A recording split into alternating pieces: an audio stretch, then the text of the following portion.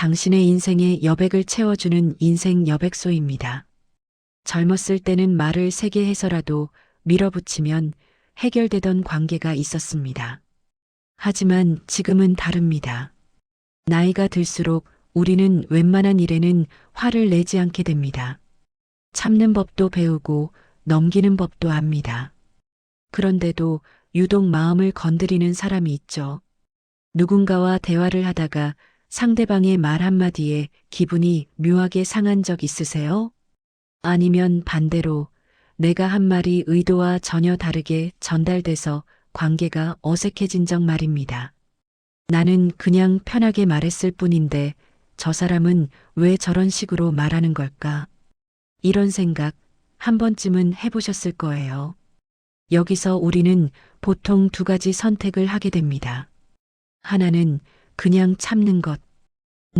그럴 수도 있지 속으로 사귀면서 넘어가는 거죠. 다른 하나는 똑같이 받아치는 것. 당신은 왜 그렇게 말해? 감정이 격해지면서 관계가 더 틀어지기도 합니다. 근데 이 두 가지, 둘 다 불편하지 않으세요? 참으면 속이 답답하고 맞받아치면 관계가 불편해지곤 하죠. 오늘 이 영상의 핵심 질문은 딱 하나입니다. 이런 사람에게는 도대체 어떻게 말을 해야 할까? 단, 여기서 중요한 건 상대를 바꾸려는 게 아니라는 점입니다. 우리가 집중할 건 내 품위를 지키면서도 관계를 지키는 말의 태도입니다. 나이가 들수록 말의 내용보다 중요한 게 있습니다. 바로 말하는 태도, 말이 향하는 방향, 그리고 말의 속도죠. 오늘 우리가 함께 나눌 이야기는 크게 두 부분으로 나뉩니다. 먼저 관계를 조금씩 닳게 만드는 말들이 무엇인지 살펴볼 겁니다. 우리도 모르게 하고 있을 수 있는 말들이죠. 그 다음 나이 들수록 더 빛나는 말하기가 무엇인지 함께 배워볼 거예요. 심리학 연구도 나오고 철학자들의 지혜도 나옵니다. 하지만 어렵지 않습니다. 편하게 들으시면 됩니다. 마음이 허전할 때마다 이 영상을 보고 싶으시면 구독과 좋아요 꼭 눌러주세요. 혹시 지금 이런 상황으로 고민 중이시라면 댓글로도 살짝 남겨주세요. 요즘 이런 말 때문에 속상해요. 이럴 땐 어떻게 대답하면 좋을까요? 어떤 이야기든 환영합니다. 댓글 하나하나 읽으면서 다음 영상 주제도 함께 고민해 보겠습니다. 그리고 한 가지만 더 말씀드리겠습니다. 이 영상을 끝까지 보고 나시면 이런 확신이 생기실 겁니다. 나이가 들수록 나는 더 강해질 수 있구나. 품위 있는 말하기는 단순히 말을 잘하는 기술이 아닙니다. 그건 나를 지키는 힘이고 관계를 지키는 지혜입니다. 그리고 그 힘과 지혜는 누구에게나 있습니다. 지금 이 순간 여러분께도 말이죠. 자, 그럼 이제 시작해 볼까요? 지난주 동호회 모임이 있었습니다. 등산을 함께하는 60대 초반 회원들이 하산후 근처 카페에 모여 앉았죠. 한 여성 회원이 새로 산 등산복을 입고 왔습니다. 밝은 색상의 디자인도 세련됐어요. 그런데 옆자리에 앉은 또 다른 회원이 이렇게 말했습니다. 어머, 그거 비싸 보이네. 근데 우리 나이에 그런 색 입으면 좀 튀지 않아요? 말한 사람은 별 뜻 없었을 겁니다. 오히려 솔직하게 말하는 게 친한 사이니까 괜찮다고 생각했을 수도 있죠. 하지만 등산복을 입은 분의 표정은 순간 굳어졌습니다. 아, 그런가요? 괜찮다고 생각했는데 그 뒤로 그분은 더 이상 그 등산복을 입고 나오지 않았습니다. 심리학에는 이런 연구가 있습니다. 미국의 심리학자 존 고트만은 40년간 3,000쌍 이상의 부부를 관찰하면서 이런 사실을 발견했습니다. 관계를 파괴하는 건 큰 싸움이나 배신이 아니라 일상에서 반복되는 작은 부정적 표현들이라는 것이죠. 그는 부부가 나누는 대화를 분석한 결과 긍정적 상호작용과 부정적 상호작용의 비율이 5대1 이하로 떨어지면 관계가 위험해진다는 것을 밝혀냈습니다. 특히 솔직하게 말하는데라는 말로 시작하는 비판적 표현들이 관계를 조금씩 확실하게 갉아먹는다고 합니다. 왜 그럴까요? 솔직하다는 말 뒤에 숨은 진짜 메시지는 내 생각이 옳다는 확신입니다. 그리고 그 확신은 상대방의 선택을 존중하지 않는다는 신호가 되죠. 물론 말한 사람은 난 그냥 솔직하게 말했을 뿐인데 왜 저렇게 예민하게 받아들이지? 라고 생각할 수 있습니다. 하지만 품위 있는 말하기의 핵심은 내 의도가 아닌 상대가 받는 영향에 있습니다. 중국 송나라의 성리학자 주인은 이렇게 말했습니다. 말은 입에서 나오지만 그 여운은 사람의 마음에 남는다. 말의 내용보다 말이 남기는 감정이 더 오래 간다는 뜻입니다. 그렇다면 어떻게 말하는 게 좋을까요? 같은 상황에서 이렇게 말해보는 건 어떨까요? 와, 색감이 참 밝고 예쁘네요. 기분 좋아 보여요. 혹은 새 옷 입으니까 얼굴이 환해 보이는데요.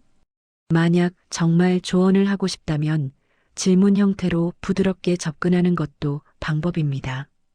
요즘은 어떤 스타일이 편하세요? 이렇게 말하면 상대방은 자신의 선택을 존중받는다고 느낍니다. 그런데 만약 내가 이런 말을 듣게 된다면 어떻게 대응하는 게 좋을까요? 그런 색 입으면 좀 튀지 않아요? 이런 말을 들었을 때 이렇게 답해 볼 수 있습니다. 아, 그렇게 보이세요? 저는 이 색이 기분을 밝게 해줘서 좋더라고요. 취향은 사람마다 다르니까요. 혹은 좀 더 부드럽게 걱정해 주셔서 고마워요. 그런데 저는 이게 마음에 들어서 입어보려고요. 이렇게 말하면 상대방의 말을 정면으로 거부하지 않으면서도 내 선택을 지킬 수 있습니다. 중요한 건 상대방의 의견에 흔들리지 않으면서도 품위를 잃지 않는 것입니다. 솔직함은 분명 소중한 가치입니다. 하지만 나이가 들수록 우리가 배우는 건 솔직함에도 온도가 필요하다는 사실입니다. 차가운 솔직함은 관계를 얼립니다. 따뜻한 솔직함은 관계를 녹입니다. 상대방의 작은 기쁨을 굳이 깎아내릴 필요는 없습니다. 그게 바로 나이 들수록 더 빛나는 말하기의 시작입니다. 동네 도서관에서 매달 한 번씩 독서 모임이 열립니다. 60대 초중반의 회원 6명이 모여 각자 읽은 책을 나누는 시간입니다. 이번 달에는 각자 최근에 읽고 좋았던 책을 추천하기로 했습니다. 한 회원이 조심스럽게 말을 꺼냈습니다. 저는 요즘 SF 소설을 읽고 있어요. 삼체라는 중국 소설인데 우주와 문명에 대한 이야기가 정말 흥미롭더라고요. 여러분도 한번. 그러자 옆에 앉은 회원이 말을 끊었습니다. 아이고, 그건 너한테 안 맞았을 것 같은데? 너 그런 어려운 거 읽으면 힘들잖아. 괜찮았어? 내가 너 성향 아니까 하는 말인데 차라리 에세이 읽어.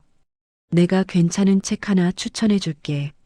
그 회원은 더 이상 말을 잇지 못했습니다.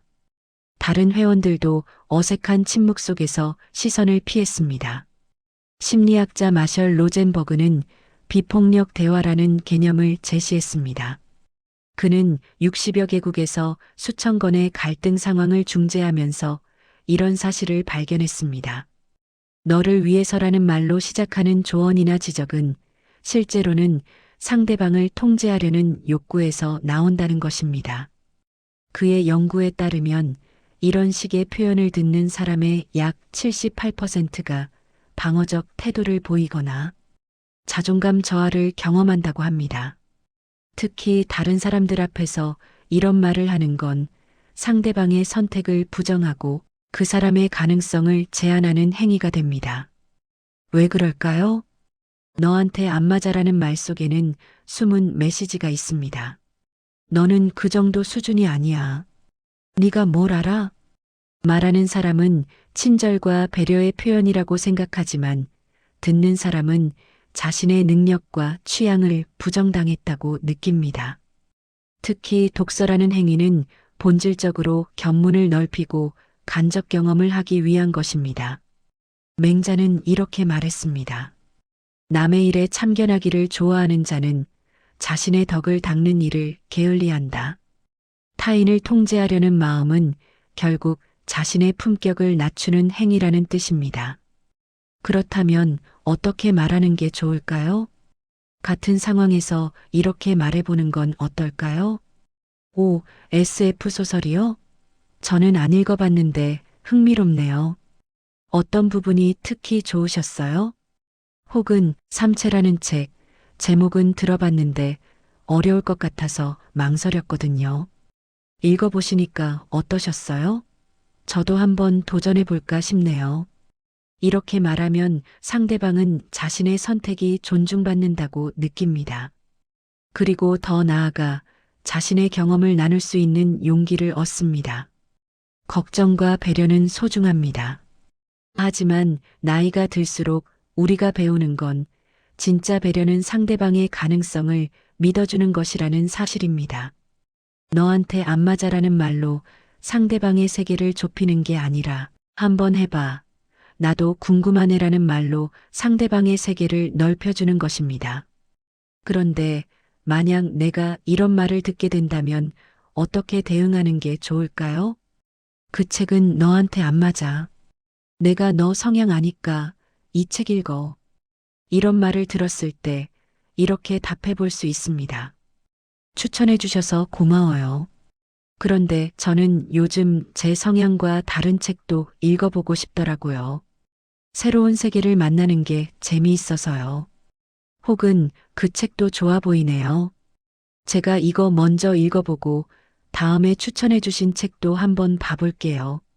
이렇게 말하면 상대방의 조언을 무시하지 않으면서도 내 선택을 존중받을 수 있습니다.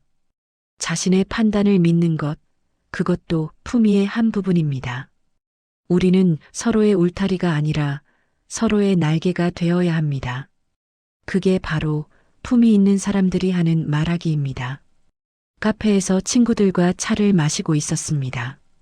60대 초반과 중반의 친구 4명이 모였습니다. 최근에 스마트폰을 바꾼 친구가 새 기능을 설명하고 있었습니다. 요즘은 이렇게 하면 사진을 바로 편집할 수 있어요. 되게 편하더라고요. 그러자 나이가 2살 더 많은 친구가 웃으며 말했습니다. 아이고, 그런 거 배워서 뭐해? 우리 나이에 그런 것까지 할 필요 있어? 그냥 전화하고 문자만 하면 되지. 내가 너보다 나이도 많고 경험도 많은데 쓸데없는데 시간 낭비하지 마. 스마트폰 이야기를 하던 친구는 말을 멈췄습니다. 분위기가 어색해졌고 다른 친구들도 말없이 차만 마셨습니다. 미국 예일 대학교의 심리학자 베카 레비는 20년 넘게 노년층의 태도를 연구했습니다. 그녀의 연구에 따르면 나이를 권위의 근거로 내세우는 사람들은 새로운 것을 배우는 속도가 평균 43% 느리며 사회적 관계의 만족도도 현저히 낮다고 합니다. 연구 참가자 중 약 67%가 나이를 앞세우는 사람과는 깊은 대화를 나누고 싶지 않다고 응답했습니다. 나이는 경험의 증거일 수는 있지만 그 자체로 상대방의 선택을 재단할 권리를 주지는 않는다는 것입니다. 왜 그럴까요? 내가 나이가 더 많으니까라는 말 속에는 이런 메시지가 담겨 있습니다. 내 생각이 더 옳다. 너는 아직 모른다. 내 말을 따르는 게 당연하다. 말하는 사람은 인생 선배로서의 조언이라고 생각하지만 듣는 사람은 자신의 판단력을 무시당했다고 느낍니다. 특히 나이 차이가 크지 않은 상황에서 이런 말을 하면 그건 조언이 아니라 권위를 내세운 억압이 됩니다. 노자는 이렇게 말했습니다. 지혜로운 자는 자신이 안다고 말하지 않고 어리석은 자는 자신이 안다고 떠든다. 진정한 지혜는 자신의 Ɬ을 드러내는 것이 아니라 타인의 배움을 존중하는 것이라는 뜻입니다. 그렇다면 어떻게 말하는 게 좋을까요? 같은 상황에서 이렇게 말해보는 건 어떨까요? 오, 그런 기능이 있어? 나도 한번 배워볼까? 어떻게 하는 건지 알려줄 수 있어?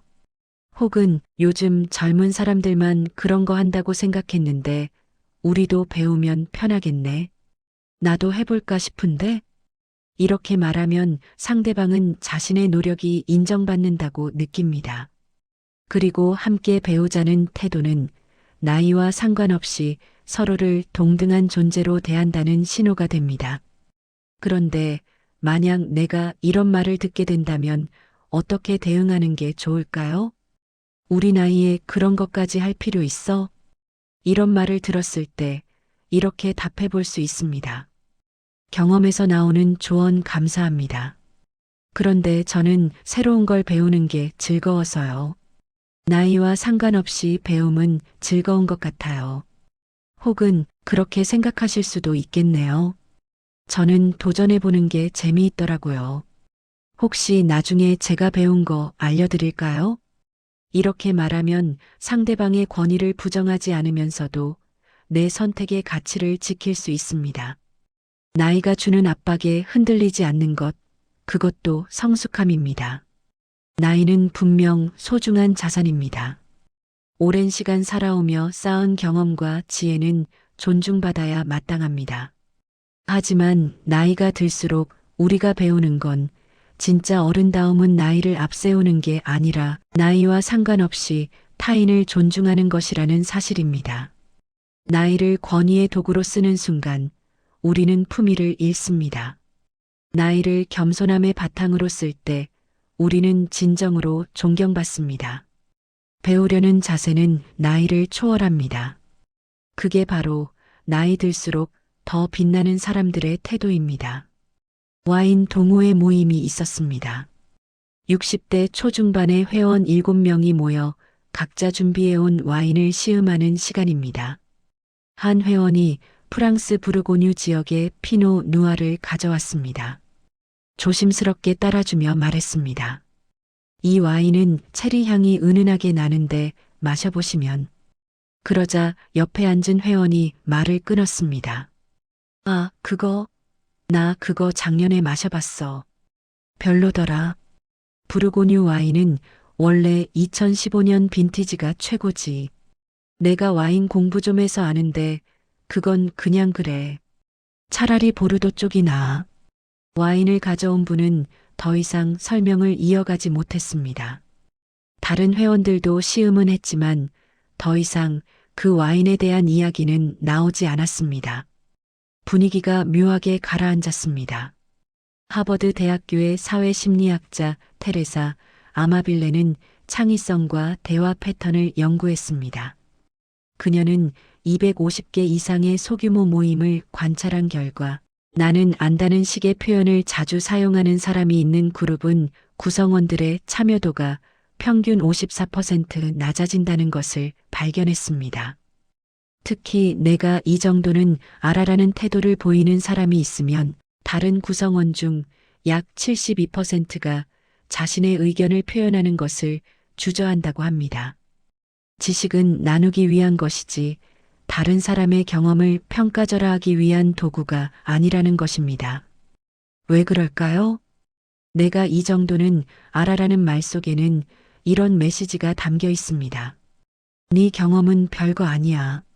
내가 너보다 우위에 있어. 네가 말할 차례가 아니야.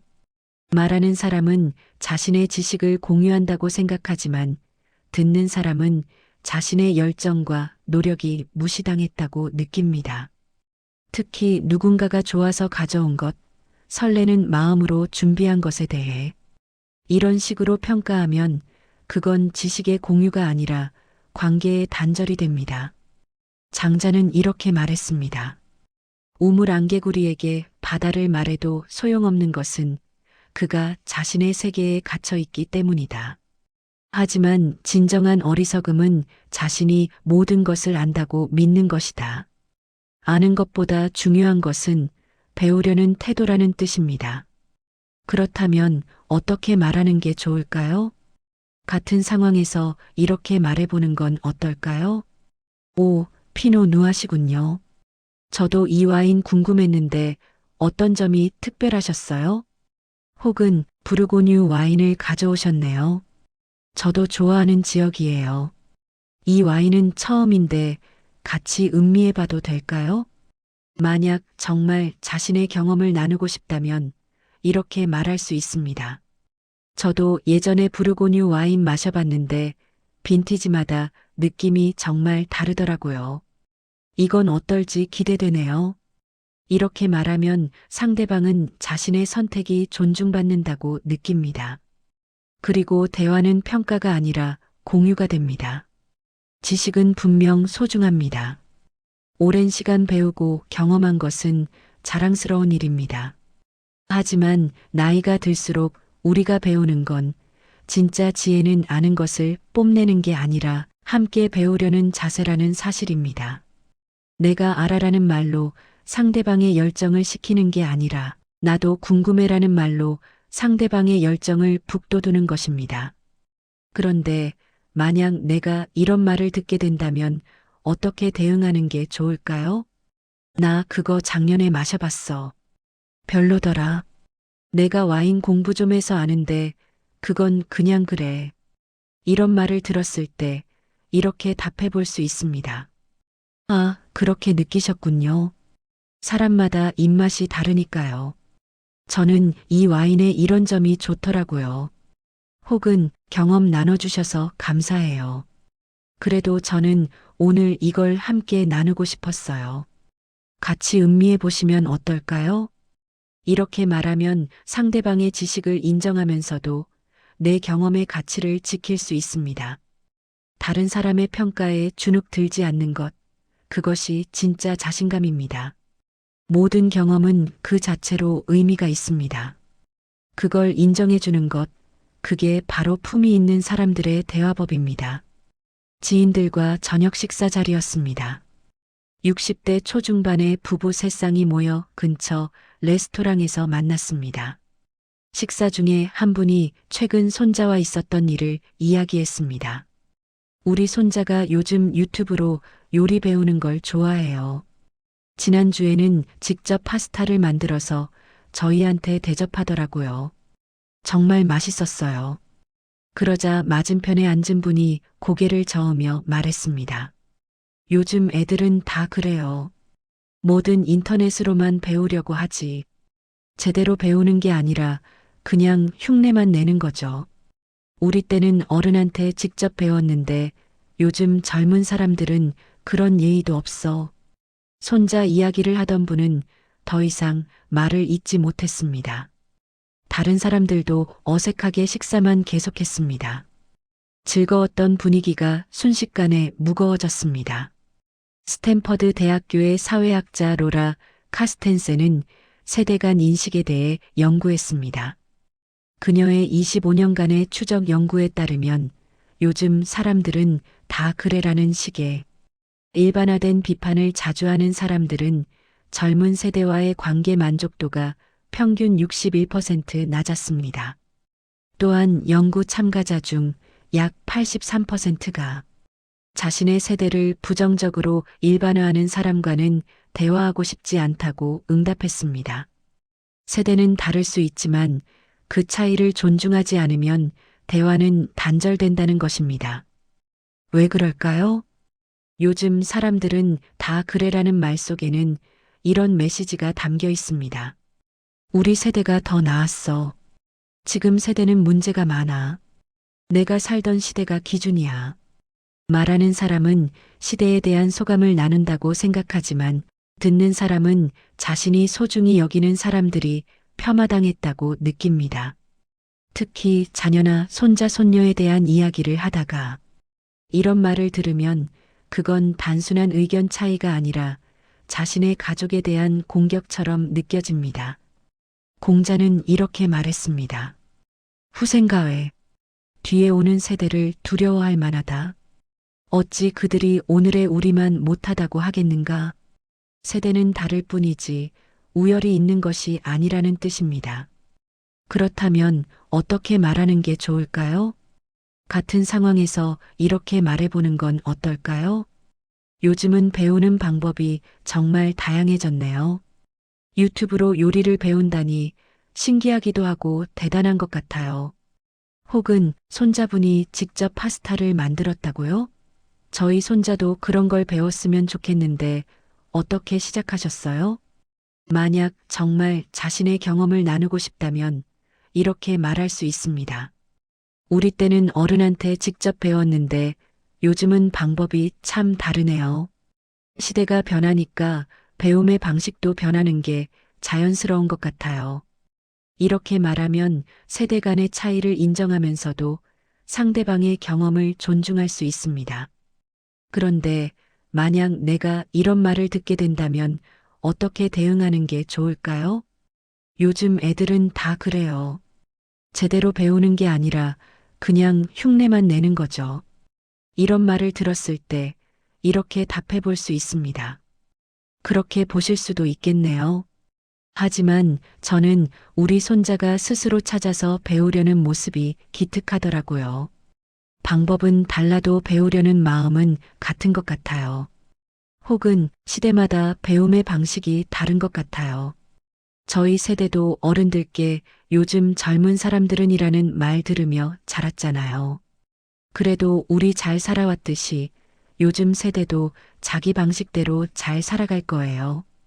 이렇게 말하면 상대방의 의견을 정면으로 부정하지 않으면서도 내가 소중히 여기는 사람들을 지킬 수 있습니다. 세대를 비교하는 말에 흔들리지 않는 것, 그것도 품위입니다. 과거는 분명 소중합니다. 우리가 살아온 시대의 가치는 존중받아야 마땅합니다. 하지만 나이가 들수록 우리가 배우는 건 진짜 지혜는 과거를 무기로 현재를 재단하는 게 아니라 과거의 경험으로 현재를 이해하려는 것이라는 사실입니다. 요즘 사람들은 다 그래라는 말로 세대를 나누는 게 아니라 시대는 달라도 사람은 다 소중하다는 말로 세대를 잇는 것입니다. 변화를 인정하는 것, 그게 바로 나이 들수록 더 빛나는 어른의 태도입니다. 여기까지 우리는 함께 생각해 봤습니다. 관계를 조금씩 닳게 만드는 말들이 무엇인지 말입니다. 솔직함, 걱정, 경험, 지식, 과거에 대한 자부심. 이 모든 것들은 분명 소중한 가치입니다. 하지만 그 선의가 상대방을 향할 때 방향을 잃으면 관계에 상처를 남깁니다.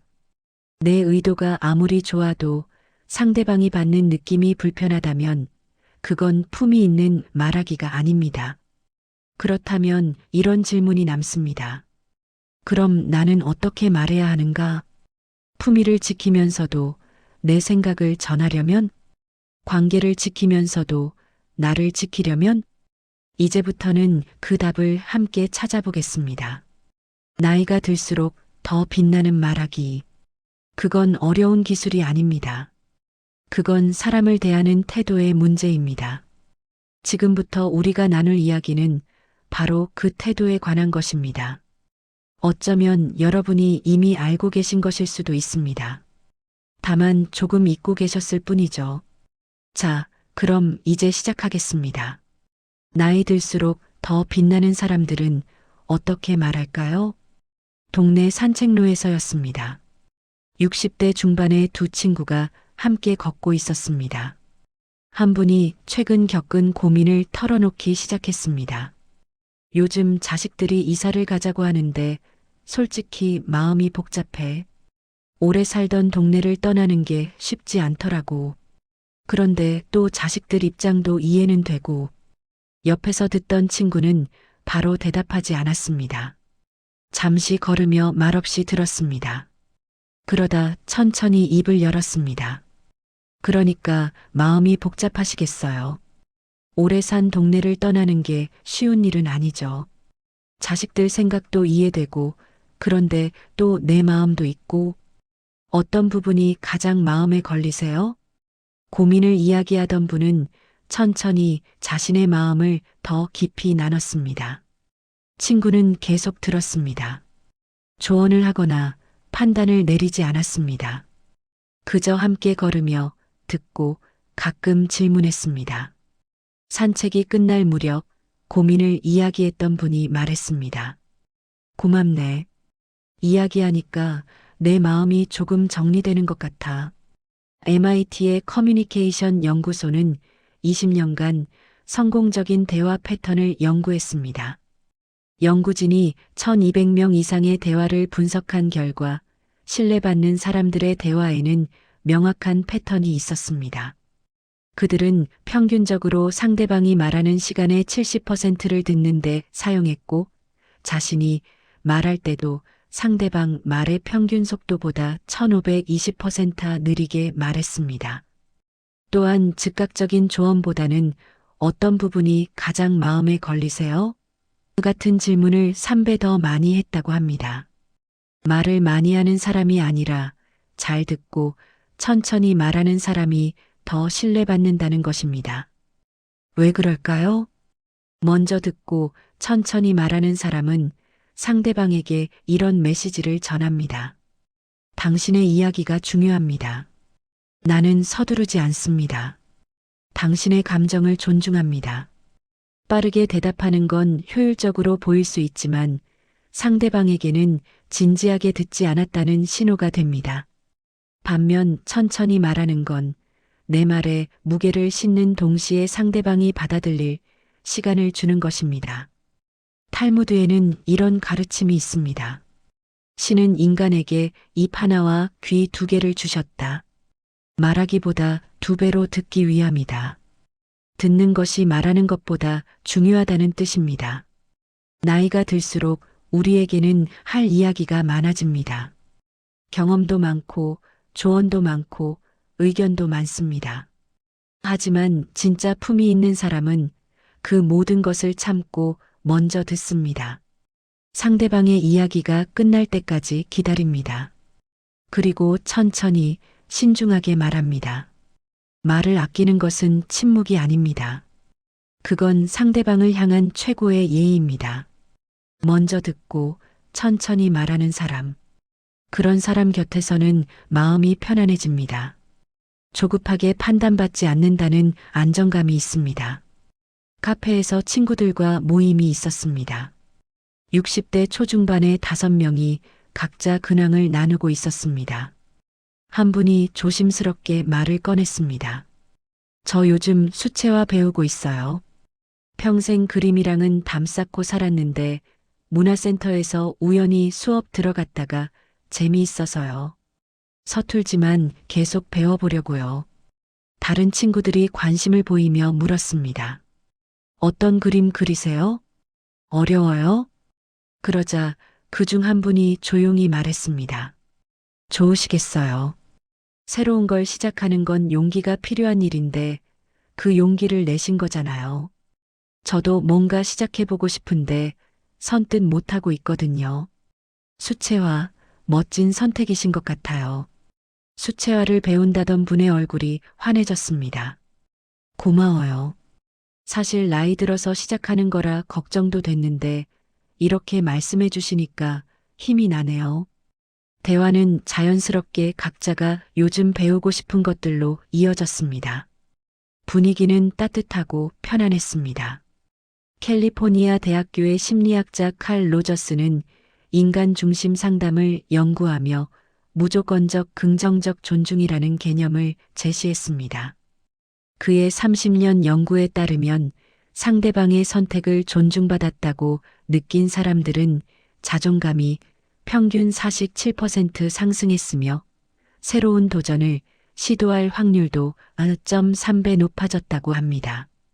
특히 당신의 선택을 존중합니다라는 메시지를 받은 사람들 중 89%가 그 관계를 신뢰할 수 있는 관계로 평가했습니다.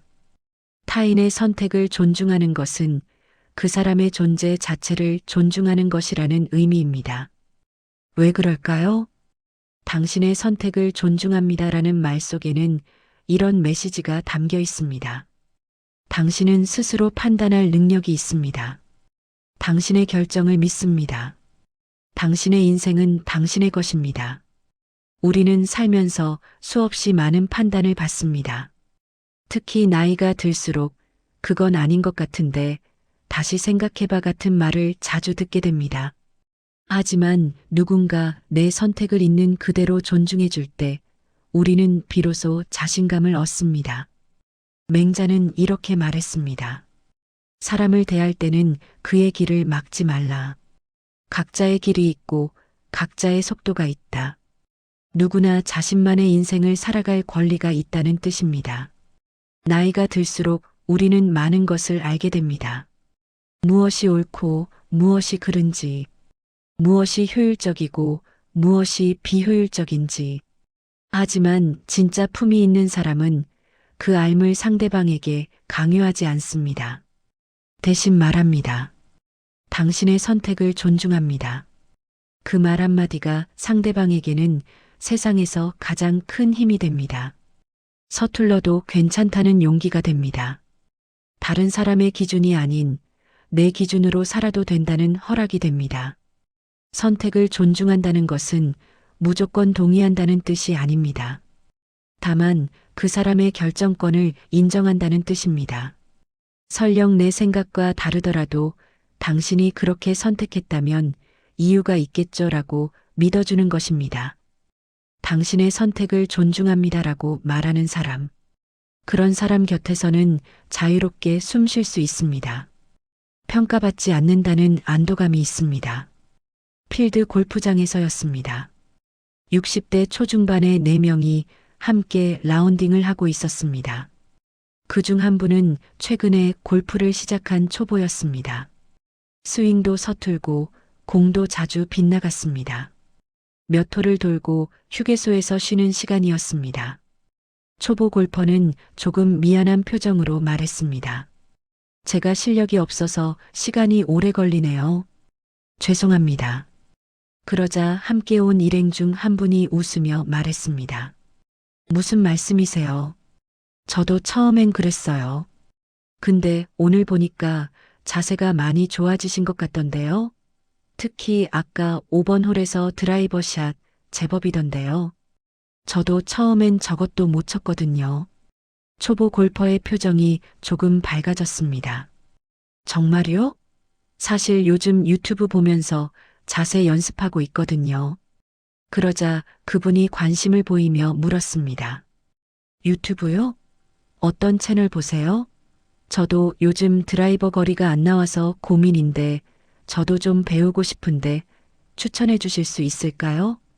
초보 골퍼는 신이 나서 자신이 보는 채널과 연습 방법을 설명하기 시작했습니다. 다른 일행들도 관심을 보이며 함께 이야기를 나눴습니다. 분위기는 금세 편안해졌고 나머지 라운딩은 더욱 즐거웠습니다.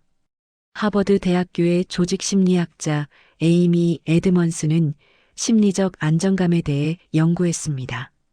그녀가 15년간 다양한 그룹을 관찰한 결과 나도 배우고 싶다는 태도를 보이는 사람이 있는 그룹은 구성원들의 참여도가 평균 68% 높았고 새로운 시도를 하는 비율도 3.2배 높았다고 합니다. 특히 경험이 많은 사람이 겸손하게 배우려는 자세를 보일 때 그룹 전체의 학습 속도가 평균 54% 빨라졌습니다. 배움에는 나이가 없고 겸손함이야말로 진정한 성장의 시작이라는 것입니다. 왜 그럴까요? 나도 배우고 싶습니다라는 말 속에는 이런 메시지가 담겨 있습니다. 당신에게서 배울 것이 있습니다. 나도 완벽하지 않습니다. 장자는 이렇게 말했습니다. 산은 낮다 하여 흙을 거절하지 않고 바다는 작다 하여 물을 거절하지 않는다. 진정으로 큰 사람은 어디서든 배움을 받아들인다는 뜻입니다. 나도 배우고 싶습니다라고 말하는 것은 자신을 낮추는 게 아닙니다. 오히려 상대방을 높이는 것입니다.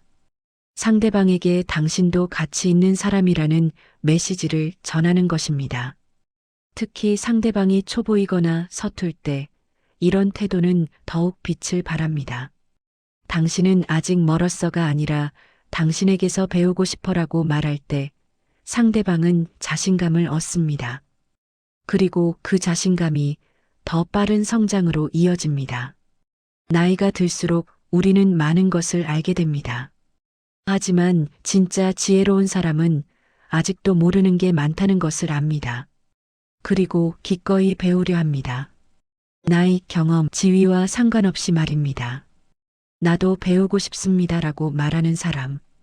그런 사람 곁에서는 누구나 선생님이 될 수 있습니다. 평가받지 않고 존중받는다는 기쁨이 있습니다. 여기까지 우리는 함께 이야기를 나눴습니다. 관계를 조금씩 닳게 만드는 말들이 무엇인지, 그리고 나이 들수록 더 빛나는 말하기가 무엇인지 말입니다. 돌이켜보면 이 모든 이야기의 핵심은 하나였습니다. 말의 내용이 아니라 말하는 태도. 우리가 무슨 말을 하느냐보다 중요한 건 어떤 마음으로 말하느냐입니다. 상대방을 평가하려는 마음으로 말하느냐, 존중하려는 마음으로 말하느냐, 내 생각을 강요하려는 마음으로 말하느냐, 함께 나누려는 마음으로 말하느냐. 그 차이가 관계를 만들기도 하고 무너뜨리기도 합니다. 먼저 듣고 천천히 말하는 것.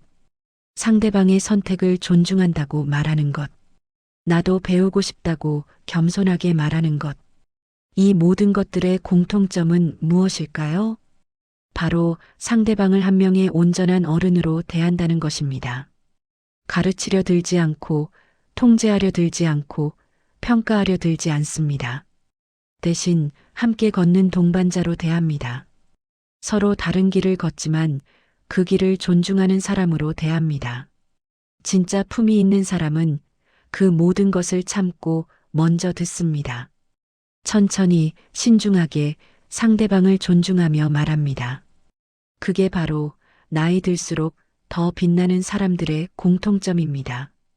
오늘 이 이야기를 들으시면서 혹시 이런 생각이 드셨을지도 모르겠습니다. 나도 그런 말을 했었구나. 나도 모르게 상대방에게 상처를 줬을 수도 있겠구나. 그럴 수 있습니다. 우리 모두 완벽하지 않으니까요. 누구나 실수하고 누구나 후회합니다. 하지만 중요한 건 지금부터입니다.